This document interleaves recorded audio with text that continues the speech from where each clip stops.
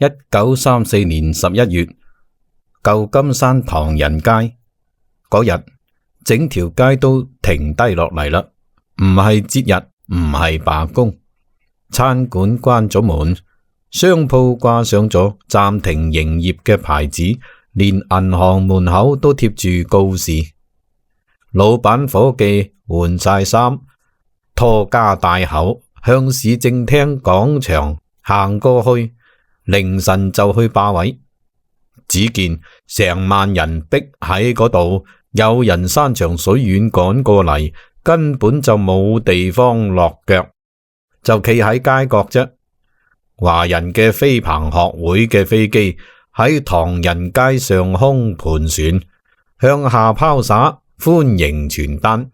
中華會館喺華埠6大酒樓擺下300餘席，炮仗聲響徹全街。嚟嘅人竟然係南京政府通緝名單上邊嘅逃犯，身上有蔣介石嘅懸賞令，特務機關嘅追殺令早就發咗出去啦。佢就叫做蔡廷鍇，前19路軍軍長。蔡廷鍇喺自傳裏頭回憶呢一段：我只係以平民身份出國考察，本不打算大張旗鼓，結果每到一處，僑胞就將當地差啲就反轉。南京嗰邊越係電令各地外交官要阻止集會，各地華僑歡迎嘅勁頭反而更大，仲每次拉住我隻手，要我多講南京政府通敵賣國嘅事實。呢個係1934年秋冬，佢蔡將軍8月23日抵達紐約港，已經過去咗3個月。從嗰一日起到次年2月離美，佢喺美國共走咗一共20幾個城鎮，前後160日，全程有洪門弟兄守住，冇出一啲差錯。喺背後安排呢一切嘅係一個當年已經年過花甲嘅洪門老人，叫做司徒美堂。呢件事要從何講起呢？要往前2年幾講起啦。翻到1932年1月嘅上海閘北，嗰場仗係頂住命令打嘅。南京方面嘅意思好明白，遇到日本人就要撤，唔好衝突。蔡廷鍇同總指揮蔣光鼐、松滬警備司令戴擊3人深夜密商，將嗰一堆堆嘅催撤電令放埋一邊。既然定咗，就要喺閘北打返場。呢支主要由廣東子弟組成嘅軍隊，喺總指揮蔣光鼐、軍長蔡廷鍇嘅率領下奮起抵抗。喺上海血戰粵語128淞滬抗戰中，蔡廷鍇及其所率領嘅第19路軍演繹咗鐵血抗戰精神，同後嚟增援嘅張治中第5軍一齊，先後打退咗日軍4次較大規模嘅進攻，迫使日軍連換咗5任派遣上海嘅司令官。講呢場仗打咗幾耐？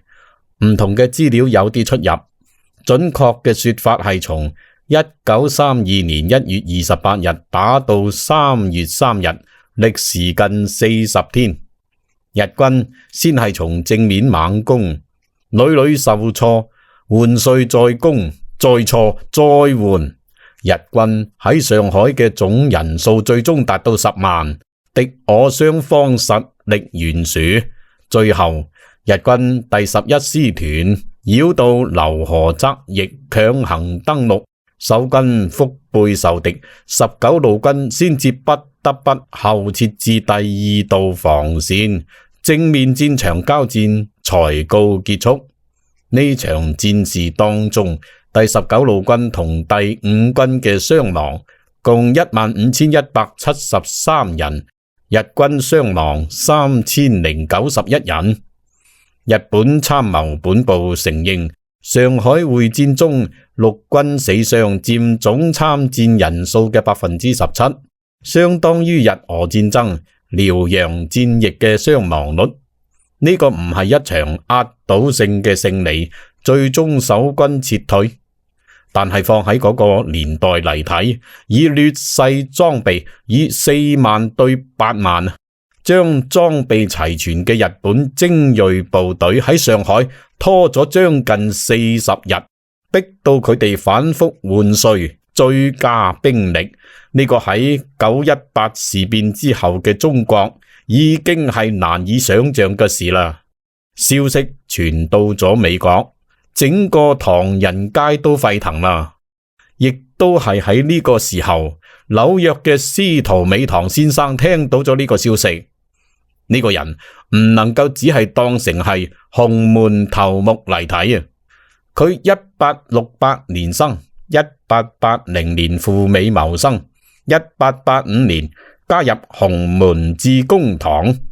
佢喺美國波士頓致公堂內另立安良堂，以鋤強扶弱、除暴安良為旗號，最後發展到咗全美31個城市都有安良堂，成員達到2萬幾人啊！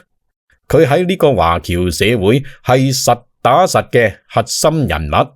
華僑社會小至排難解憂，大至抗日募捐等各項愛國活動，佢都會過問，深為廣大僑胞所擁戴。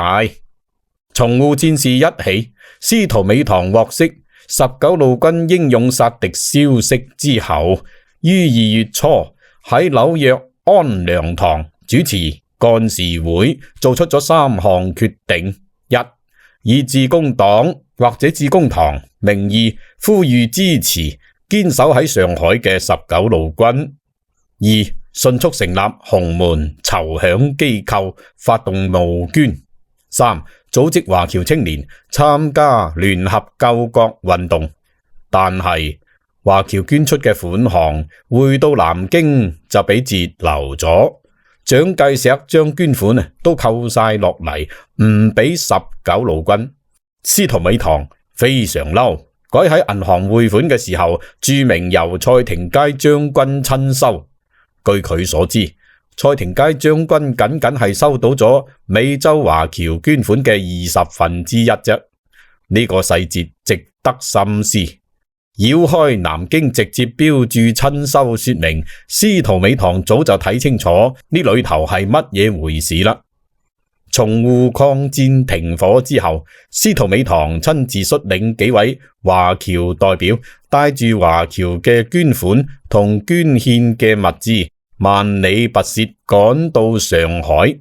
蔡廷鍇得知之後，當即派車將佢哋接到咗上海真如飯莊軍部，並早早迎候喺軍部門口，親自打開車門，攙扶司徒美堂落車。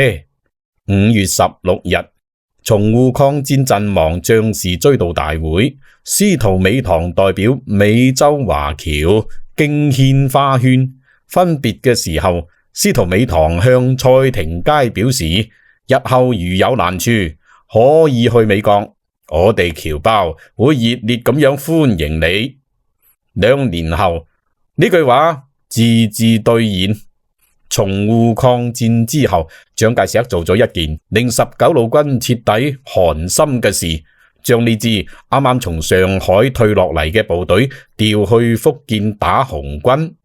呢個安排背後嘅邏輯，蔡廷鍇喺事後先至睇明白。